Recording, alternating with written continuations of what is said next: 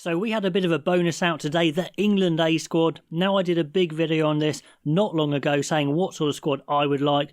And this one is pretty close. I'm actually very happy with it, very excited. Maybe I'm more excited to watch this one play than the full England team.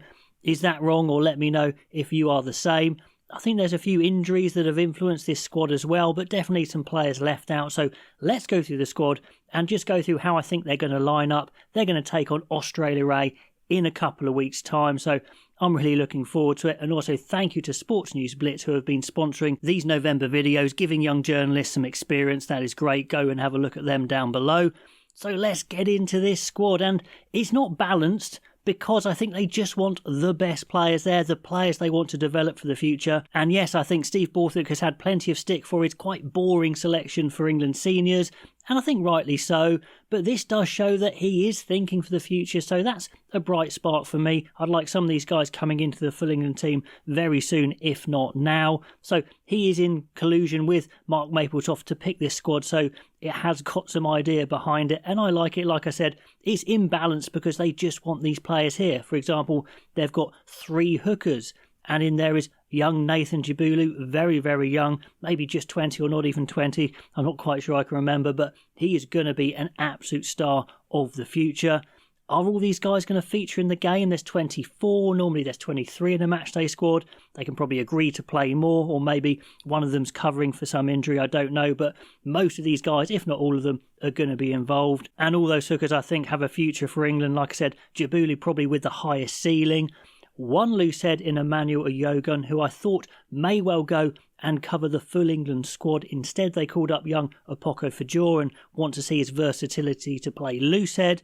Who is not here is Beno Urbano, basically saying that, yeah, this is a side to develop for the future, so maybe pretty tough on him. There's slightly older players in here like Joe Hayes, Ted Hill, but guys with plenty of years left in the tank is generally what they've gone for. And interestingly, they've picked 3 tight heads, which is good because it's an area that England need to develop pretty badly, pretty quickly. Joe Hayes has been in good form for Leicester, a good scrummager, must have been pretty close to the main squad. And then 2 youngsters who've got a big future. Afolobi Fazabong we've seen already. He's been rooting up trees for Gloucester. And Vilakesa Sella is there as well. Billy Sella from Bath. Doesn't play much for Bath because there's so many ahead of him.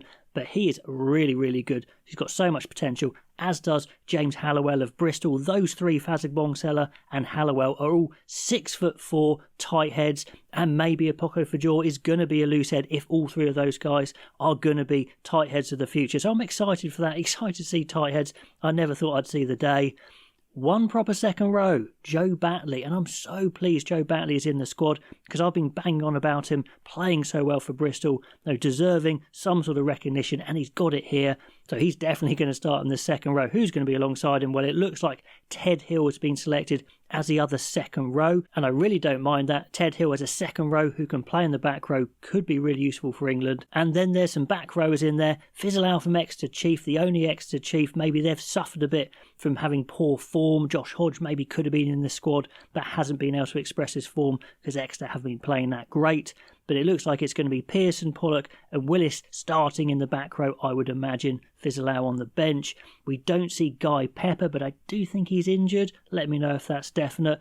Will Evans isn't there. I don't think he's injured, so that's a bit of a snub saying you're not in our future, but let me know if you think he's injured or not. Maybe those injuries, or certainly the one to Pepper, has benefited Henry Pollock, who's been playing number 8 for Northampton. I did not think that would be the case.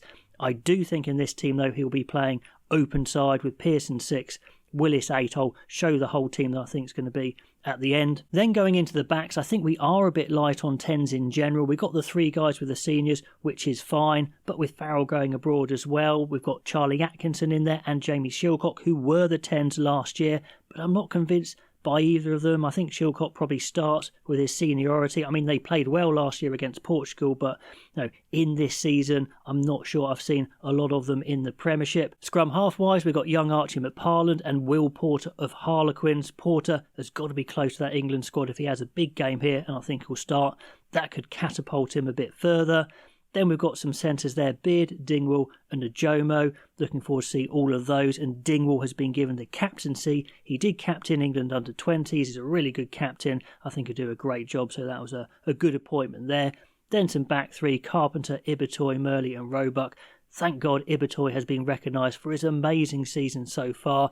Let's see him in an international setting. Let's see if his defence, his kicking is up to it, because of course those are the questions. Murley coming back into some form, but just coming back. And Roebuck, the guy who was snubbed from the full England squad, dropping down. So I imagine he's going to start. So I think the team would look something like this with a Yogan, Ogre and Hayes. Ogre has been in the England squad recently. He's probably the form hooker anyway, and Hayes slightly older at tight head. And the bench is going to be a bit muddled up. Are there going to be two hookers on the bench, two tight heads? Someone's going to have to move across and play loose head if needs be. Anyway, Ted Hill and Batley in the second row. Goodness me, the speed, the ball playing of that second row is ridiculous compared to what we have now. It's definitely an attacking second row, and that is an absolute fire back row. Pearson, Pollock, Willis. Could that be an England back row of the future? I think that is so exciting. The power of Willis. The question I had about him in the past, in last season, was, is he a bit of a plodder? Is he explosive enough? And for Saracens this season, he's answered that with an emphatic yes. Then Shilcock at 10. Dingwall and Beard, I think, will be the centres, with Ibitoy, Roebuck on the wings, Carpenter at fullback, and the rest rounding it out there on the bench. So I'm excited to see this one go. This England A team against Australia A. Will they win? Well, I think they should do. This is a hell of a team. Who's going to stand up? Who's going to make their mark? Let me know who you think is the players of the future. Who should be in now? Who will be in very soon? Pop those comments down below. Like, subscribe. That would be amazing. And I'll catch you next time.